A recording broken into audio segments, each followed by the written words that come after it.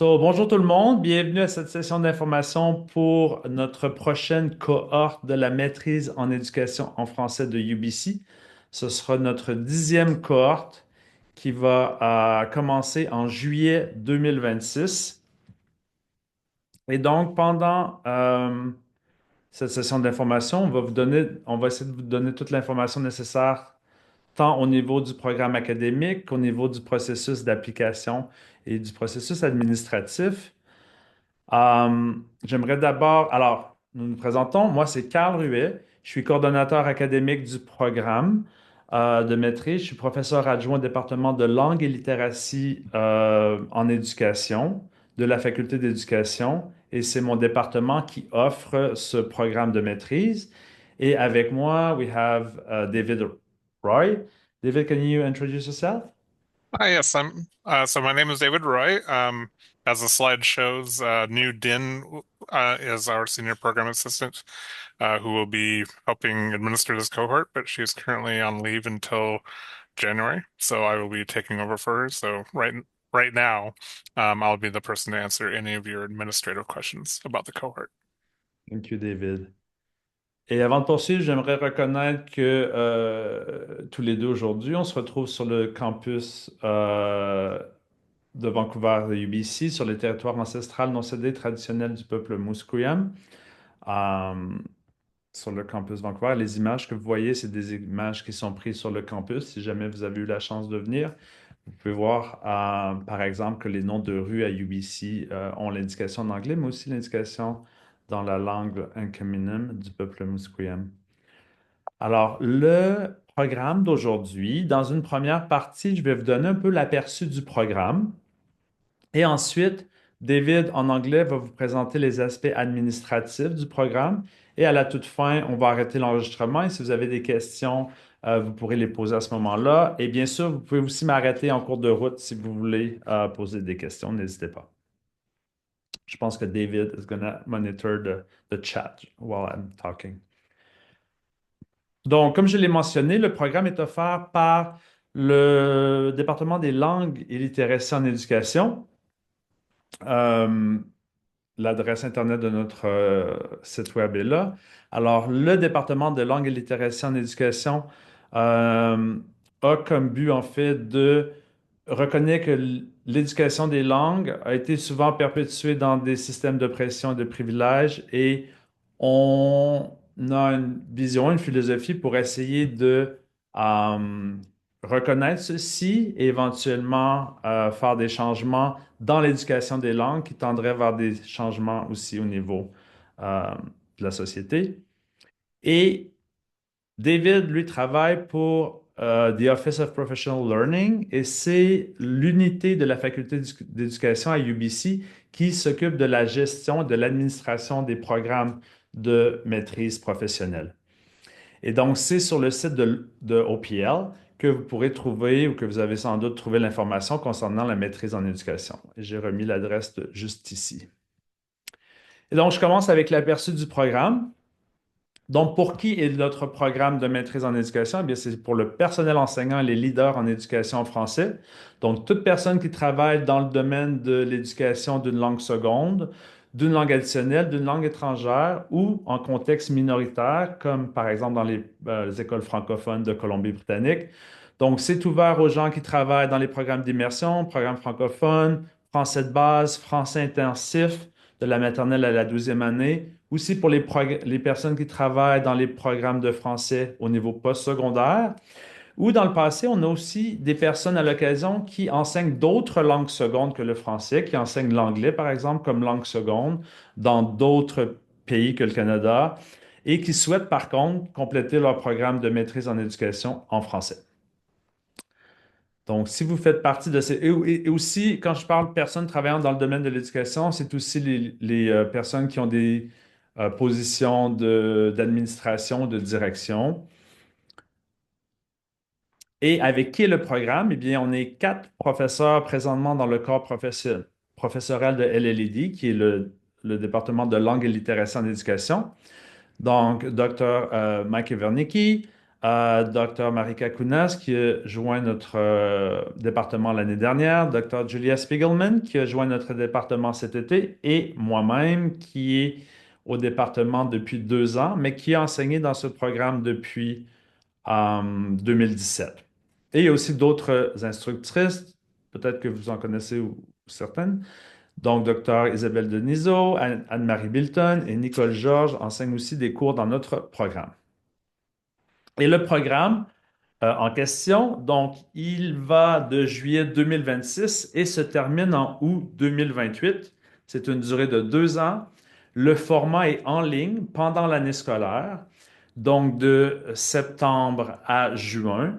Et il y a 2 cours d'été au Québec, à l'été 2026 et à l'été 2027. Donc, c'est un cours qui est adapté pour les personnes qui travaillent à temps plein. Et je vous donnerai quelques détails un petit peu plus tard. C'est un programme de 10 crédits, c'est-à-dire de 10 cours. Il y a 9 cours dans le programme, plus, comme 10e cours, vous avez la chance de soit faire un projet final qui compte pour 3 crédits ou de faire un cours de votre choix. Pour ce qui est de la communication dans le programme, ça se fait en diverses langues, comme notre vie se passe. Donc, plutôt en français pour les présentations, les discussions en classe, les contributions au forum en ligne, la communication avec les profs.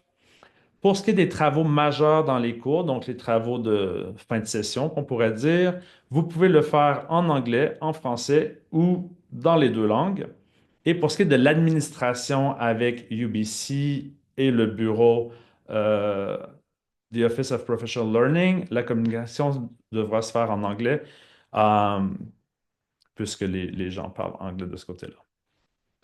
Euh, pour ce qui est du calendrier proposé, vous retrouvez ce calendrier-ci dans le site web.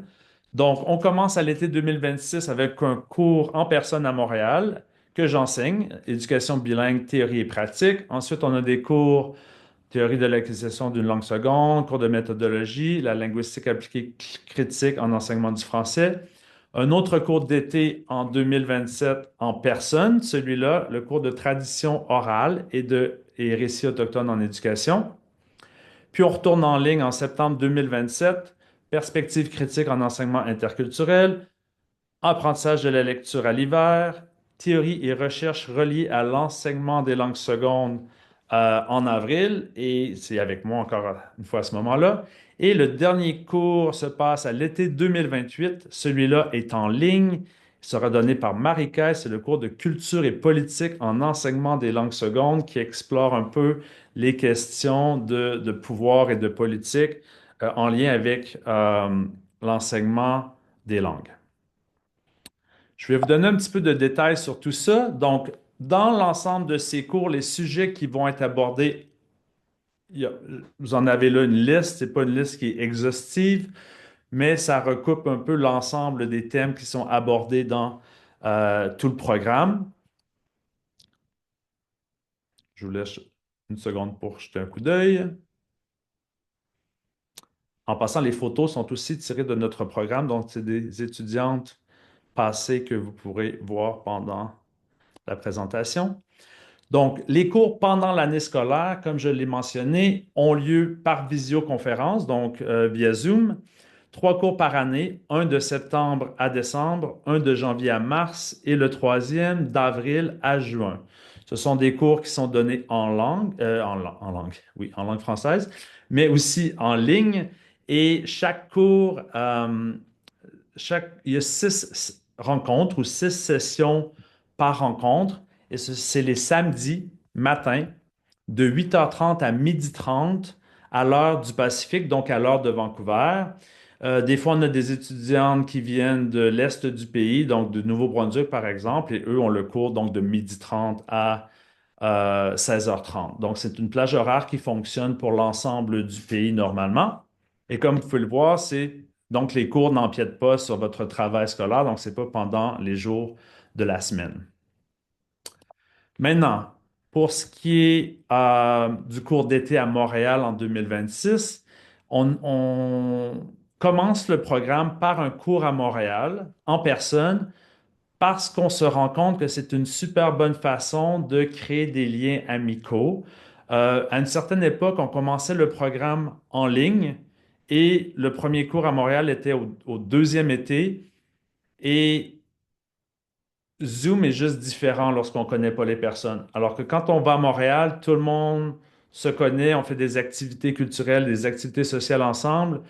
Quand on arrive en septembre en ligne, il y a beaucoup moins de froid ou on est moins gêné, on est plus à l'aise et tout ça. Donc, on a vraiment vu la différence et donc c'est pour ça qu'on commence avec un cours d'été à Montréal.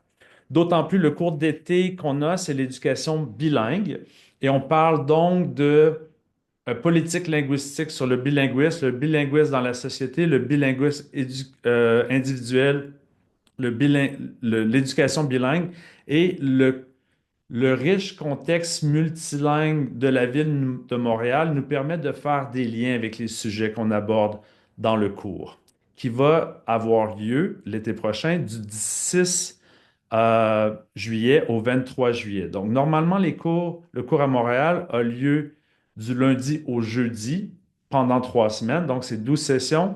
Encore une fois, ça vous laisse un peu le temps de découvrir la ville en ayant les après-midi libres et les week-ends du vendredi au dimanche de libre. À l'été 2027, ce qu'on compte faire, c'est un cours d'été à Chicoutimi. Alors, le cours d'été qui est offert à l'été 2027, c'est le cours de tradition orale et récits autochtones en éducation. Et à Chicoutimi, avec l'Université du Québec à Chicoutimi, il y a le Centre des Premières Nations Nikanité, avec qui on entend faire des collaborations pour faire des activités sociales et culturelles avec eux, en lien avec le cours, qui parle donc des perspectives autochtones en éducation et des traditions orales en enseignement des langues. Un avantage de Chicoutimi, contrairement à Montréal, c'est que c'est vraiment un milieu qui est davantage francophone. Euh, la rétroaction qu'on avait de certaines étudiantes des cohortes passées, c'était que Montréal était fantastique au niveau des activités sociales et culturelles, mais pour ce qui est de l'environnement français, c'était pas toujours évident parce que c'est une métropole et souvent dans les métropoles, euh, il y a beaucoup d'anglais. Et quand il y a beaucoup de touristes, les gens, même locaux, se retournent vers l'anglais. Alors, on a pensé faire quelque chose en lien avec le Centre des Premières Nations Nikonité pour vraiment offrir un environnement qui est plus francophone et qui est plus apte aussi pour le cours de tradition orale et de récits autochtones en éducation. Maintenant, on avait des questions sur l'hébergement. Je vais en parler un petit peu. Donc, à Montréal, les gens sont normalement responsables de leur propre hébergement. Donc, dans le passé, les gens ont trouvé des Airbnb de longue date ou des locations pendant un mois. Il y a aussi la possibilité de louer des résidences à l'Université du Québec à Montréal. C'est là que va avoir lieu le cours à Montréal, donc à l'UQAM, à l'Université du Québec à Montréal, qui est vraiment située au cœur du quartier latin, autour des rues Sainte-Catherine et Berry. Pour ce qui est du cours d'été à Chicoutimi, ce qu'on entend faire, c'est de louer les résidences de l'Université du Québec à Chicoutimi pour que les frais d'hébergement soient un peu moins chers qu'à Montréal. Ceci dit, pour les étudiants qui viennent de la Colombie-Britannique, vous aurez accès à des bourses pour étudier en français qui permettent en partie de payer pour ces voyages-là. Si vous venez d'une autre province que la Colombie-Britannique, il y a une façon pour vous de vous vérifier avec votre gouvernement provincial la disponibilité des bourses pour les études en français. Et donc, je viens de parler des 9 cours qui sont au programme. Maintenant, pour compléter la maîtrise, vous avez besoin d'un 10e cours ou du projet final. Donc, si vous choisissez de faire le projet final, l'objectif de ce projet, c'est d'approfondir ses connaissances sur un sujet ou domaine particulier de votre choix. Donc, c'est vous qui avez votre propre sujet de recherche que vous allez donc étudier pendant la deuxième année. Donc, ce cours-là, parce que le projet final, c'est une forme de cours, donc ce cours est offert sous forme de petits ateliers qui sont donnés durant la deuxième année, mais le plus gros du travail, c'est vraiment un travail personnel, hein, puisque ce sera un projet personnel que vous allez faire. Et le but de ce projet-là, c'est de faire une application de la recherche à un projet concret pour votre contexte professionnel. Par exemple, dans le passé, on a des gens qui ont étudié une question, qui ont fait une courte revue de littérature sur un sujet qui les intéressait, et à la suite de ça, ils ont développé un atelier pour une journée de développement professionnel, par exemple, ou un site Internet pour euh, le personnel enseignant de leur commission scolaire ou de leur province. Il y en a qui ont fait aussi des albums jeunesse pour des enfants ou un guide pour les parents pour les aider avec leurs enfants qui apprennent le français. Et à la toute fin du programme, donc en août 2028, pardon, on va faire une partage du projet à la fin qui est en ligne. Donc, le projet final ne comprend pas de soutenance formelle, c'est plutôt un partage qui se fait encore une fois via Zoom. Une autre version du projet final serait de faire un mémoire. Donc, le mémoire, on y remplace le projet d'atelier, de site Internet et tout ça par une revue de littérature qui est plus complète, par exemple. Et vous pouvez choisir ceci lorsque vous allez commencer le programme. Si vous ne choisissez pas de faire le projet final, vous avez l'option, vous devrez faire un cours au choix. Donc, le cours au choix peut être sur n'importe quoi qui fonctionne avec la maîtrise en général. Donc, ça peut être un cours qui porte sur la pédagogie, ça peut être un cours qui porte sur le leadership ou l'administration scolaire, ça peut être un cours de linguistique, de littérature ou tout autre cours qui a un lien avec vos intérêts et qui est en lien de près ou de loin avec l'éducation. Le cours au choix peut se faire en anglais ou en français. Et vous avez accès donc à plusieurs universités, comme vous pouvez le voir du côté droite de l'écran. UBC fait partie de l'entente du Western Canadian Deans of Graduate Studies. Et dans cette entente-là, les étudiants de UBC peuvent faire un cours dans d'autres universités. Donc, dans le passé, par exemple, plusieurs des étudiants qui ont choisi de ne pas faire le projet final ont fait un cours en ligne dans une autre université, par exemple à l'Université Athabasca qui offre plusieurs cours en ligne. Si vous êtes dans la région de Vancouver et que vous voulez faire un cours en personne, vous avez aussi accès aux cours en personne qui se donnent sur le campus de Vancouver. Si vous êtes dans la région de l'Okanagan, vous pourrez aller en personne à UBCO si vous le souhaitez. Donc, c'est à vous de choisir vraiment le cours qui vous intéresse et de le faire à quelque part pendant les 2 années du programme. Euh, donc maintenant, j'ai présenté le programme, je vais parler un petit peu des bénéfices. Donc évidemment, le bénéfice académique, c'est l'approfondissement des compétences dans le domaine de l'éducation en français à partir des recherches actuelles en éducation et de faire ceci en lien avec votre propre pratique professionnelle. Un deuxième avantage c'est pas un avantage souvent auquel on pense au départ, mais à la fin, les étudiants se rendent compte que c'est un gros avantage, c'est celui de créer une communauté d'apprentissage francophone pan-canadienne, donc d'avoir vraiment des collègues avec qui on travaille, on tisse des liens pendant les 2 ans et on garde ces liens-là par la suite. Évidemment, une expérience inoubliable, que ce soit mes propres cours ou les cours de mes collègues, et évidemment les expériences qui ont lieu au Québec. C'est vraiment quelque chose dont nos étudiants se rappellent. L'horaire qui est conçu pour le personnel enseignant et les responsables de l'administration, donc on n'a pas besoin de quitter notre emploi ou d'être à temps partiel. C'est un programme qui peut se faire euh, tout en travaillant à temps plein, étant donné qu'on a seulement un cours par session. La maîtrise est aussi étirée sur 2 ans, donc ça laisse le temps euh, de trouver l'équilibre entre le travail, la famille et la scolarité. Un autre bénéfice, j'en ai parlé un petit peu plus tôt, Ce sont les bourses du ministère qui sont allouées aux étudiants dans les programmes en français. Donc, si vous venez de la Colombie-Britannique, c'est nous-mêmes qui administrons les fonds. Mais en général, dépendamment des fonds qu'on reçoit du ministère, qui varient d'une année à l'autre, mais en général, on est capable de donner euh, entre 1500 à 2500 $ de bourse pour chacune des 2 années. Donc, entre 3000 et 5000, dépendamment, encore une fois, de ce qui nous est alloué par le ministère de l'Éducation.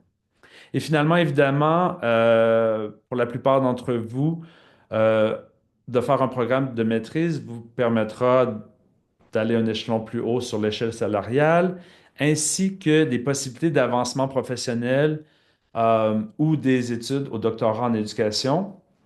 Donc, par le passé, plusieurs de nos étudiants ont trouvé des nouveaux emplois davantage en leadership dans leur commission scolaire, euh, si c'était leur souhait. Quelques témoignages. Donc, quelqu'un de Fredericton mentionnait que le format synchro permet de suivre les cours à distance, mais en même temps que ce soit synchro, ça permet de garder un contact visuel avec les profs, la possibilité de poser des questions, d'obtenir des réponses. Une étudiante de Sanish mentionne que la meilleure façon de commencer un programme était de commencer à Montréal, parce qu'ensuite, comme elle était un peu timide dans une nouvelle situation, ça lui a donné de la confiance de connaître les gens et ensuite on se sent plus à l'aise en ligne. Et finalement, évidemment, ben, pour la plupart d'entre vous, le format d'apprentissage en ligne vous permet de faire vos études à distance. Et on a d'autres témoignages sur le site, sur notre site Internet, si ça vous intéresse. Donc, voilà ce qui est pour l'aperçu du programme. Je vais maintenant passer la parole à David, who's going to talk about the admissions and application information. Yeah, thank you, Carl. So apologies in advance. I unfortunately do not speak French. So if you do send us any inquiries to our email address, please put them in English. I would really appreciate that. Um, as I said, I'll be covering for New while she's away. And so if you have any questions, feel free to contact us and that email address, and we'll get you squared away. So next slide. So, admission requirements for the program. You must have a 4-year undergraduate degree or a 3 years with a CEGEP, or if you're in Ontario, grade 13 basis of admission to your degree, with at least a B plus, which is a 76% at UBC. It can vary depending on the institution, but typically it's basically a B plus in all senior level credits. We don't look at all of your courses. We only look at the senior level credits. It is possible if you don't meet the GPA requirements that if the rest of your application is strong, the admissions committee may decide to recommend your application anyway, even if you don't meet the GPA, which is what they call a special case. So just because you don't meet the GPA requirements does not mean you won't get into the program. Just make sure the rest of your application is as strong as possible. You also have to have 2 years teaching or equivalent professional experience. Carl can probably elaborate more on that, but basically what it says here about full-time teaching or community centers, non-governmental organizations, or other education-oriented environments. And also proficiency in French, preferably a CEFR B2 equivalent. The program is taught entirely in French, so please be aware of that as well. Did you want to say any more about that, Carl, before I continue? Yes, I'm just going to mention a few cases. So, comme David l'a mentionné, pour le premier point, on m'avait posé la question assez récemment. Des fois, les personnes ont fait un premier diplôme dans la jeune vingtaine et ensuite, ils sont plus âgés. Et donc, leur note ou leur relevé de notes de leur jeune vingtaine ne réfléchissent pas vraiment ou leurs compétences académiques et tout ça. Donc, c'est pour ça qu'on a le special case pour les cas où est-ce que euh, les... c'est une maîtrise professionnelle, alors des fois, notre expérience professionnelle démontre qu'on a les compétences pour faire la maîtrise. Donc, c'est dans ce cas-là qu'on peut avoir des cas spéciaux. Pour les 2 ans d'enseignement, c'est 2 ans d'enseignement ou dans un système scolaire ou dans d'autres contextes aussi, on tient ceci en compte. Et finalement, pour les compétences en français, il y a différentes façons pour nous de juger ceci. Donc, normalement, c'est vous-même, vous savez si vous avez les compétences pour le faire. Donc, on ne demande pas de faire le DELF, par exemple, ou autre test de français. Si vous avez fait ceci, vous pouvez nous soumettre les dossiers. Sinon, il y a d'autres façons pour nous de le savoir. On peut lire, par exemple, votre lettre d'intention ou avoir une courte conversation avec vous pour voir si vous avez le niveau nécessaire en français. Si vous enseignez en français dans les programmes d'immersion, par exemple, c'est sûr qu'on sait déjà que vous êtes en mesure de participer à cette maîtrise au niveau de vos compétences en français. Okay, thanks, Carl. So for document requirements for your application, first of all, even though the program is taught entirely in French, to be admitted to UBC, you have to have English proficiency. And if you earned your degrees, sorry, if you didn't earn any degrees um, from Canada or US or any other English-speaking institution, then we would need an English language proficiency exam taken within the last 24 months. Uh, but if you did take a, a degree from an institution where English is the language of instruction, then we would need some kind of evidence of that, either on the transcript or anything like that, or a website reference or something. And it's important to note that it has to be the language of instruction at the entire institution. It can't just be the program that you took there. It has to be the entire institution. For international transcripts, we do need both English and translations of those transcripts uploaded to your application, and so that we can do all the calculations and everything. Um, was there a slide before this that I missed about the actual documents? Or No, I think it's going to be next. no, the next one? Okay, all right. Yeah. But So just, oh, you want me to go to the next? yeah, go ahead. Okay. I'm just going to add something regarding the English test. Okay. So, donc, il faut faire le test d'anglais.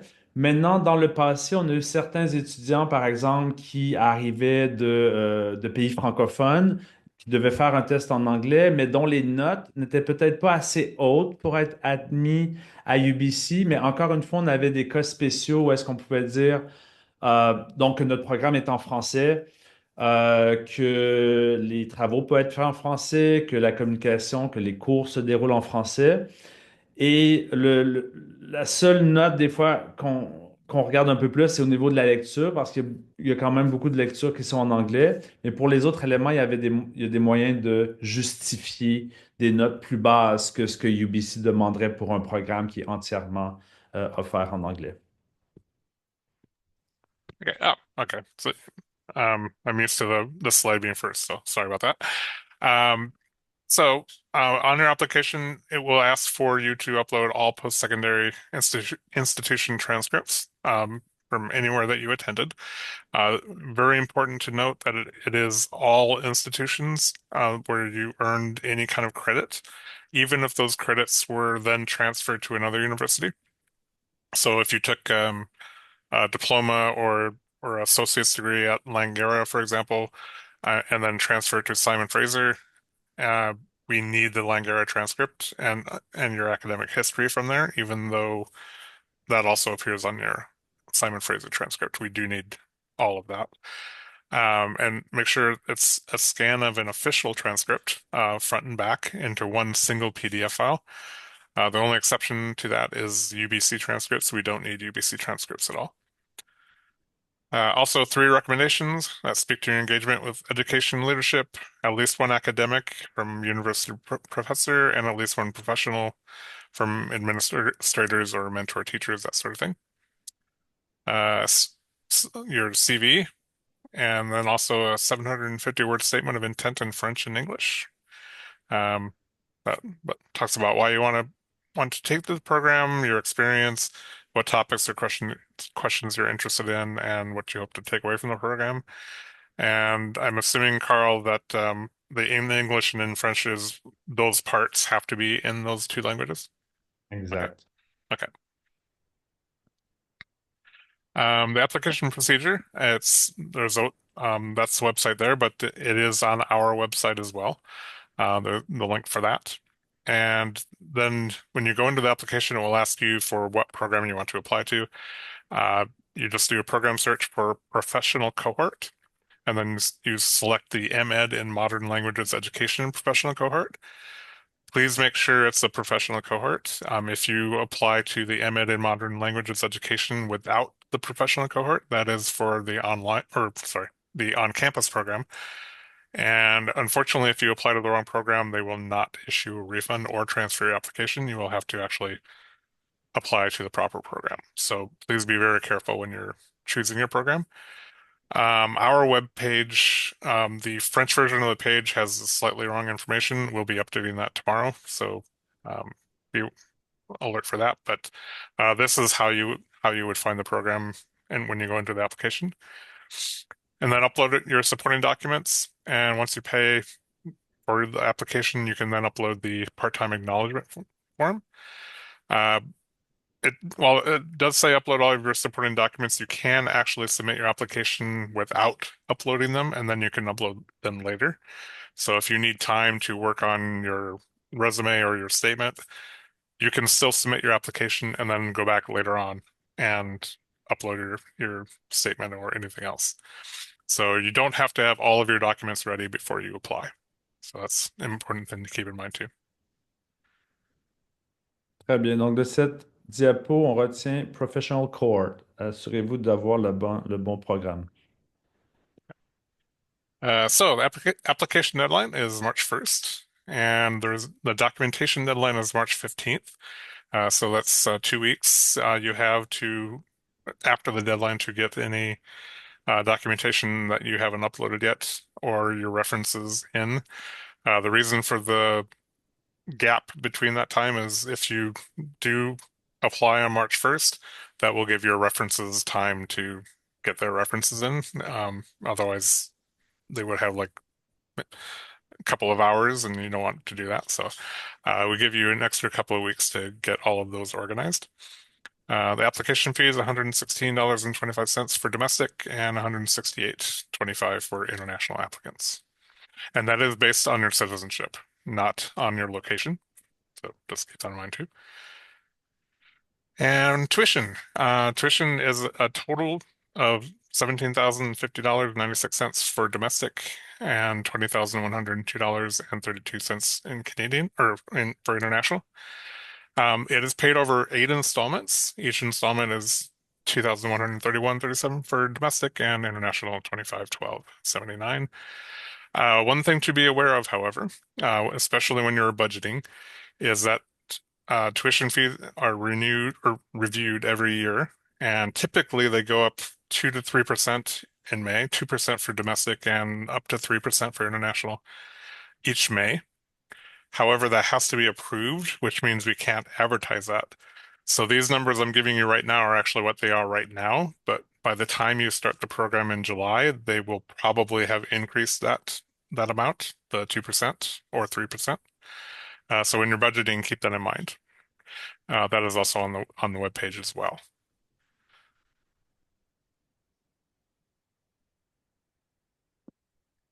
Student fees are in addition to the tuition, and there are a few that you can opt out of. The UPass for the transit.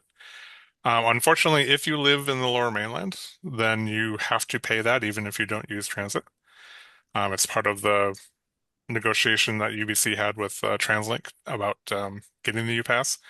So that is approximately $180 per term, I think, per 3-month term. And you can opt out of it if you do not live in the Lower Mainland. You have to opt out of it every term.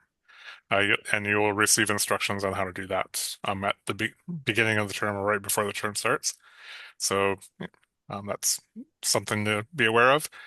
Also, medical dental, their medical dental insurance. Most of you are professionals and you probably have your own. It is very good, but if you have your own, then you can also opt out of that. And you can opt out of that either annually or you can actually opt out for the entire length of your study.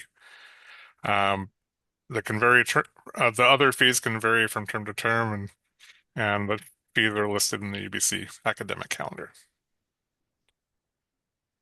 So if you have any more questions, as the slide says, for program content and academic information, you can contact Carl. And for any application questions or once you're admitted to the program, any administrative questions for your time in the program, you can contact us at OPL. That address, opl.educ@ubc.ca, is our office address. So I will be responding until New is back, and then once she is back, New will be responding. So all of your questions can go to that address and they will be answered.